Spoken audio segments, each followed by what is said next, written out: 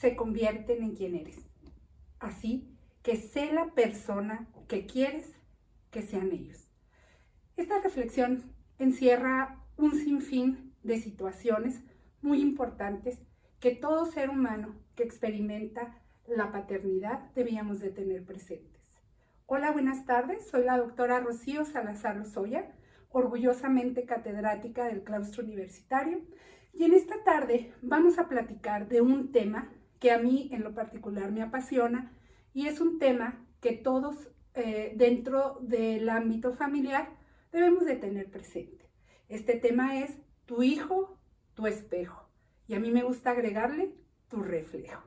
Pues bien, vamos a iniciar con este tema con aspectos muy importantes de la dinámica familiar. Tendríamos para iniciar que todo ser humano, todos, absolutamente todos, máximo nosotros los padres, adquirimos en el día a día un aspecto que le llamamos, o una característica que le llamamos las defensas. Esas defensas las utilizamos como mecanismos precisamente de defensa para lo que está ocurriendo en nuestro seno del hogar. Y tenemos como punto central un concepto dentro de mecanismos de defensas que le llamamos la proyección. La proyección es tan importante.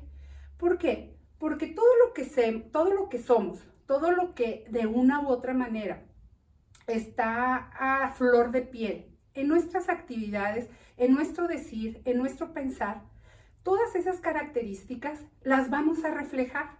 Es un reflejo de lo que somos. A veces hay un dicho muy fuerte que dice: tus palabras no me dejan escuchar lo que me dicen tus actos, ¿verdad? O sea, tus actos no dejan escuchar lo que me dices. ¿Por qué? Es tan importante. A veces hablamos y decimos, pero nuestros actos son inequívocos, hablan de otra realidad.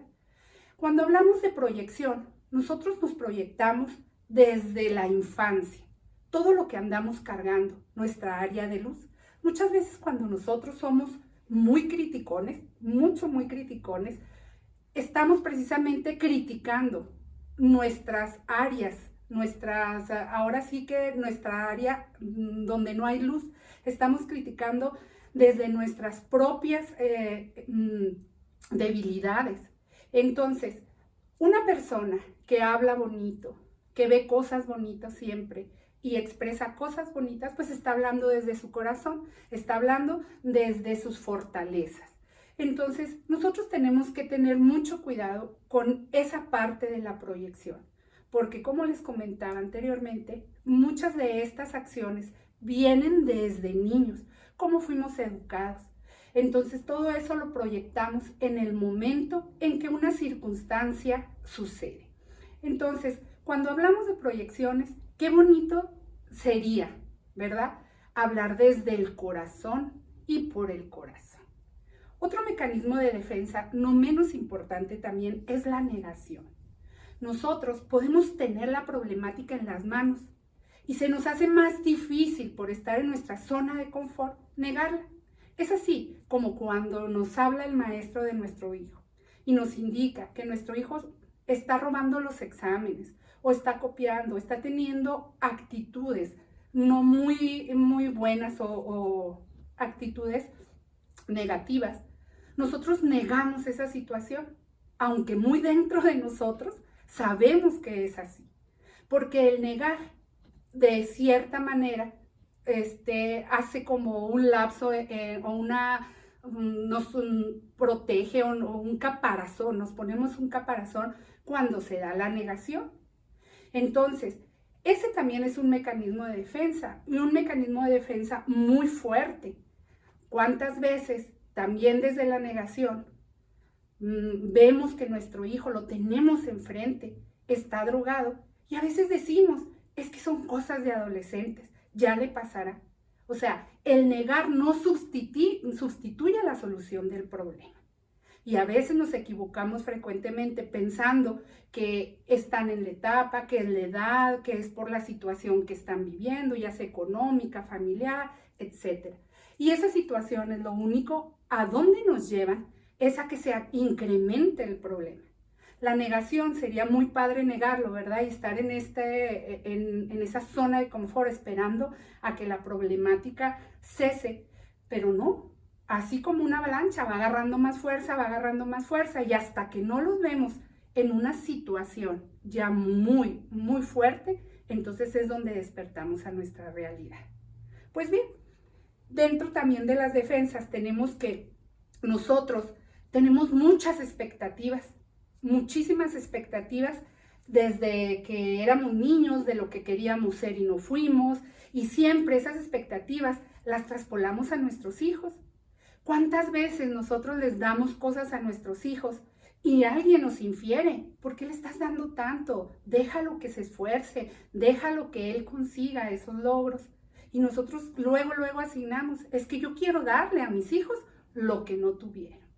Entonces, dentro de esa cultura, se van dando ciertos conflictos también emocionales en nuestros niños. Es muy importante ver que ahorita cuando hablábamos de los mecanismos de defensas dentro de la proyección, nosotros cuando criticamos, y que somos muy buenos para criticar, por cierto, a los hijos de los demás, y a veces no nos damos cuenta lo que tenemos en casa. Cuando nosotros criticamos, estamos criticando precisamente nuestras faltas, nuestras necesidades, porque también cuando a alguien le asignamos virtudes, estamos también asignándole las áreas de luz que nosotros, tenemos como fortalezas. Entonces, es muy importante analizar qué es lo que estamos proyectando y qué es lo que estamos negando. Pues bien, algo muy importante que tenemos que tener siempre presente es que nuestros hijos son nuestros mayores y mejores maestros. Ellos, de una u otra manera, nos van enseñando día a día el amor, la comprensión, nos van enseñando un sinfín de situaciones. Ellos nos enseñan a ser padres, porque desgraciadamente, pues no tenemos nosotros escuela. Lo más cercano es como fuimos educados, pues son otras épocas. Es muy importante tener en cuenta nosotros como padres, entender que nuestros hijos e hijas son hijos y es un anhelo de la vida para perpetuarse, pero ellos tienen alas propias, vida propia. No podemos vivir a través de ellos. Debemos de tener muy claro ese punto. Yo no puedo hacerlo. Muchas veces decimos, hazlo tú por mí. Eso es tan fuerte. Yo quería ser bailarina, pero no pude. Pero tú sí vas a ser la mejor bailarina. Yo no pude hacer esto, pero tú sí vas a poder ser. En ese sentido, es muy importante tener muy claro que cada hijo es único e irrepetible y que aun y cuando son parte de nosotros, un pedacito de nosotros, ellos tienen vida propia, respiran propia y van a salir adelante con nosotros, sin nosotros y a pesar de nosotros. Por tanto, es muy importante tener muy en cuenta que nuestros hijos son producto del anhelo, del amor, pero que ellos tendrán que librar sus propias batallas y tendrán también que tener muy en claro lo que quieren ser en esta vida. Hay etapas también y momentos, y esto que voy a comentar es muy humano y a todos nos pasa, cuando ser padre nos agobia. Muchas de las veces los padres sienten esta carga, sentimos esta carga, y no por ello somos malos padres o ingratos o inhumanos. La responsabilidad que ejerce o la responsabilidad que da el educar no es una tarea fácil y mucho menos sencilla.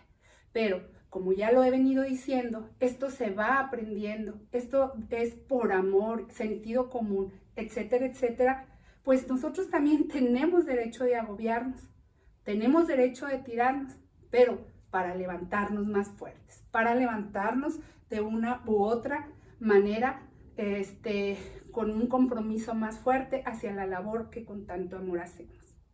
También otro punto muy importante que habla de ese reflejo, de esa similitud que tienen nuestros hijos con nosotros y viceversa. Tenemos también ese rechazo de algunos padres Es muy importante y aquí cabría la pregunta, ¿por qué un padre podría sentir rechazo hacia su hijo?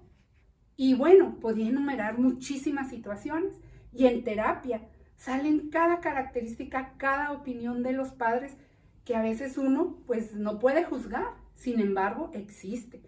Una de esas características es, por ejemplo, cuando el padre o la madre deseaba un hijo o una hija y llegó el hijo. Si una madre deseaba una niña y llega un niño, inconscientemente, de una u otra manera, hay cierto rechazo por mil motivos. Porque, bueno, a lo mejor es madre soltera, o porque su esposo quería un hijo, o por preservar el apellido, un sinfín de situaciones. Sin embargo, esa es una causa importante de rechazo de los padres para los hijos, el sexo. Otro también que es muy importante, ese rechazo y lo que genera el síndrome del patito feo. ¿Cuál es ese síndrome? El síndrome es cuando un padre, por alguna situación específica, empieza a tener rechazo con el hijo. Por ejemplo, porque el padre es muy deportista y le gusta el fútbol y el hijo no. O también, por ejemplo, cuando no sacó los rasgos de él, a lo mejor los ojos verdes de la abuela, ciertas características físicas. O también, en muchos de los casos, las preferencias sexuales, que tan en día y en boga están. También eso ha marcado ese síndrome del patito feo. Entonces, hay otro que no menos importante, pero sí muy frecuente, es el síndrome, o más que síndrome, es que me recuerda a. Fíjense qué fuerte. A veces nosotros tenemos conflicto con alguien, por decir, con el padre del hijo, y el hijo sale con las características físicas del padre. Entonces existe un rechazo de la madre para el hijo porque le recuerda al padre, o al abuelo, o a la persona que la violentó, etcétera, etcétera. Entonces, ese tipo de rechazo le llamamos máscaras, porque entre que lo amo, lo adoro porque es mi hijo, siempre existe una limitante que hace que se dé ese amor. Se quiere acercar el hijo y espérate, estoy ocupada, etcétera. Entonces hay que tener muy presente dentro de eso qué máscaras estoy utilizando yo para encubrir mi falta de afecto en muchos de los casos, o esa ruptura que hay entre mi hijo y yo. También hay algo bien importante y ya en otros temas lo hemos tocado. Cambia tú lo que yo no puedo. Fíjense qué importante. Aquí habla mucho del ejemplo. Ustedes saben que el ejemplo arrastra. Entonces, hay veces que el padre de familia le infiere al hijo que no fume, que yo lo hago y con el cigarro en mano, no fumes. Y mira, si me estás viendo con el cigarro, es porque yo ya no lo puedo dejar. Ya son hábitos muy, muy atrás, pero tú que sí puedes, no fumes. O bien, no digas malas palabras. Si yo las digo es porque ya soy grande, es porque yo puedo y soy el papá. Otras más, no tomes, que no ves cómo me pongo. Ve cómo me pongo cada vez que tomo. Entonces, aquí es muy importante educar con el ejemplo. ¿Cómo le puedes pedir a un hijo que haga tal o cual cosa si tú, su padre, su ejemplo, su mentor, está haciendo lo contrario? ¿Qué conflicto para el niño? ¿Qué conflicto saber qué está bien y qué está mal? Porque lo que de tu boca sale, de tu corazón precede. Entonces, si su padre le está diciendo que no digas malas palabras y lo está haciendo con palabras antisonantes, pues definitivamente el niño se encuentra contrariado. Asimismo, tenemos que con nuestros hijos muy a menudo, muy a menudo tenemos etapas no resueltas. Y eso lo reflejamos. Por ejemplo, si nosotros tuvimos una adolescencia limitante en la cual siempre nuestros padres nos estuvieron diciendo no te pongas esto, no hagas esto, no vas a ir a la fiesta porque ahí es puro alcohol, olvídate de ir al día de campo porque seguro ahí va a haber sexo y licor, etcétera, etcétera. ¿Qué ocurre cuando nosotros fuimos educados así y llegamos nosotros a la adolescencia con nuestros hijos, ¿qué ocurre? Vamos a transmitir lo mismo que nosotros tuvimos con ellos. Es muy probable que así sea. Siempre vamos a interponer eso, como fuimos educados. Entonces hay que tratar de romper esos paradigmas, porque nuestros hijos no tienen por qué pagar los platos rotos o no tienen por qué seguir siendo educados como en décadas pasadas. Entonces, esto se da mucho en la adolescencia, que nos cae muy gordo el sí, güey, y las actitudes y más bien las posturas que tienen los niños. Y nosotros hacemos esa inferencia. O sea, habla bien, parece que traes una papa ahí atorada, porque traen el güey y otras palabras al orden del día.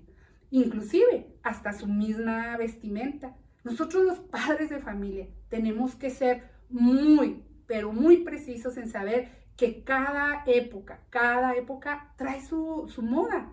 Entonces tenemos que tratar de ser flexibles en ese sentido para no tener una ruptura con nuestros hijos. Entonces, esas son etapas no resueltas. ¿Por qué? Porque si a mí nunca me dejaron utilizar minifalda, a lo mejor es muy probable que yo a mi hija también vaya a tener una actitud hacia el uso de las minifaldas también represivas.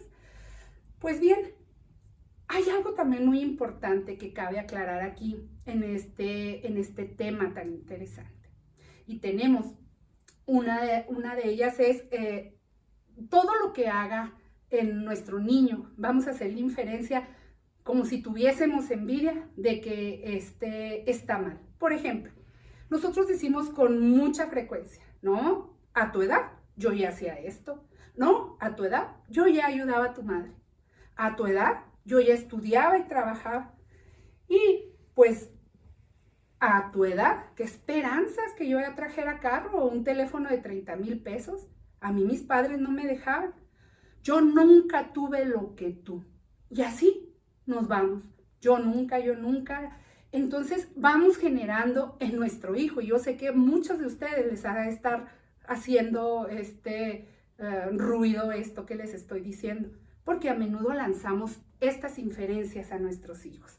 Entonces, ¿te suena familiar esto que te estoy comentando? ¿Qué ganamos con decirle a nuestro hijo si nosotros no hicimos o sí hicimos? O nuestro esfuerzo. Que vamos siendo más honestos, que sean nuestros actos los que hablen por nosotros, que sean lo que hacemos para que nuestro hijo pueda de una u otra manera advertir lo que somos sin tener que estar escuchando yo a tu edad, yo ya hacía, yo esto, yo y yo. Entonces, toda la frustración que nosotros traemos la transmitimos a nuestros hijos y se la reflejamos. Entonces hacemos que nuestro hijo se sienta inmerecido, que se sienta que él no merece tener un teléfono, que no merece esto, que no merece el otro, porque nuestro padre no lo tuvo. Y entonces es una actitud contraria, porque ¿quién le está dando a nuestro hijo el teléfono? ¿Quién le está dando al hijo el carro? Pues nosotros, y es lo mismo que estamos criticando. Entonces, es nuestra frustración amarga y esas expresiones lo único que nos conducen es a descalificar a nuestros pequeños. Pues bien, también tenemos que a veces pareciera algo que no sucede, pero es muy real. A veces el padre o la madre le tiene envidia a sus hijos y se lo decimos, oye, tú la has tenido muy fácil, ve, te ganaste una beca, ve, a tu edad ya tienes esto, ya tienes el otro, y pareciera envidia o una competencia, cuando esas actitudes deberían de rebosarnos de orgullo, porque son nuestros hijos y porque algo debimos de haber hecho bien para que ellos estén en donde están. Entonces, también aquí tendríamos que hacer un análisis porque a veces ese coraje o esa envidia que podemos tener para nuestros hijos subyace también a consecuencia de que uno de los dos, padre o madre, tiene más amor o más atención o predilección por uno de los hijos. Entonces ahí realmente empieza también otro problema. Otro problema si hay más hijos y problema con el padre o la madre, el por qué le tiene más atención a uno, por qué lo sobreprotege. Entonces Ahí tengo un caso, por ejemplo, en terapia, que la niña ejerce el papel de la esposa. Ella va con el papá al mandado, ella decide muchas situaciones y la mamá la dejan fuera. Entonces la mamá genera mucho coraje contra la hija porque está ocupando de cierta manera muchos roles, ¿verdad? En la decisión y en la dinámica familiar. Por tanto, nosotros tenemos que estar muy, muy presentes y muy reflexivos a esto, porque aquí podríamos tener muchas, muchas consecuencias. Y bueno, el que esto se suscite en esta dinámica familiar puede ser también por parte del padre. El padre no tuvo la imagen materna, etcétera, etcétera. Pero pues ese ya es otro punto. Aquí lo importante es darnos cuenta que nuestros hijos deben de ser nuestro orgullo y todo lo que son ellos pues tiene nuestra firma. También por otro lado tenemos algo que ya lo comenté hace unos minutos. A veces los hijos tienen la función de los padres. Se trata de una situación de exceso de responsabilidad por parte de los padres.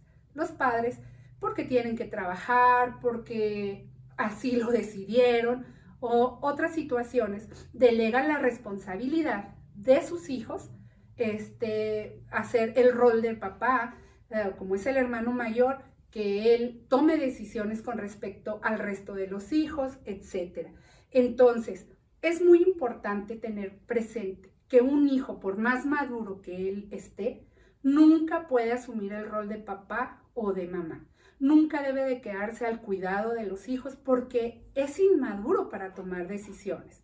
Y las consecuencias, pues desgraciadamente, las vamos a ver en un futuro próximo. También tenemos algo muy importante. Y más que importante aquí sería un tema de reflexión.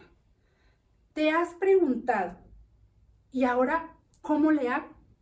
¿Te has preguntado realmente en situaciones que se han dado dentro del seno familiar, cómo le hago? Yo creo que todos en un momento dado nos hemos sentido desarmados, nos hemos sentido que ya no hay salida a ciertas circunstancias de la vida. Y lo más triste es que a veces repetimos los roles, vemos en nuestros hijos repetir lo que nosotros ya vivimos. Entonces, un arma muy poderosa para combatir todas estas situaciones es el amor. El amor es el arma más poderosa y universal, 1000 veces más que la ira y el resentimiento y sobre todo el temor. Un solo acto de amor puede cancelar 1000 actos, fíjense, 1000 actos de la naturaleza más inferior como el odio. El amor todo lo cura, el amor todo lo puede. Lo único que importa en la vida es el amor. Y en esa sintonía podemos decir que también el amor es sanador, es un sanador infinito. La solución nunca, de verdad, nunca está en el plano del problema. Tenemos que tener siempre presente eso. La solución es siempre el amor que está más allá de los problemas. Yo te invito esta tarde a ser un padre, pero un padre consciente, un padre amoroso, en esta gran aventura que no se termina nunca. Empieza con la vida misma y hasta que no entregamos nuestra vida al Creador, terminará o cesará hasta el final de nuestras vidas. Entonces, seguiremos proyectando en nuestros hijos lo que fuimos, lo que somos y lo que seremos. Es muy importante tener en cuenta que la señal de que estamos vivos es que se susciten problemáticas, se susciten acciones, pero siempre bien dispuestas a solucionar. Y darnos cuenta, volvemos a lo mismo, que hagamos lo que hagamos y las decisiones que tengamos que tomar siempre sean desde el amor.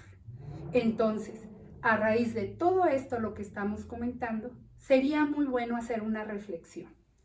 ¿Qué quiero y qué puedo hacer para mis hijos? Yo creo que la respuesta es muy sencilla. Nosotros queremos hijos felices, hijos libres, hijos en paz. Entonces, todas esas características, brindémoselas a nuestros hijos y veremos los resultados de inmediato. Todo por amor y con amor. Que tengan excelente tarde y nos volvemos a ver pronto desde el claustro universitario con amor para ustedes.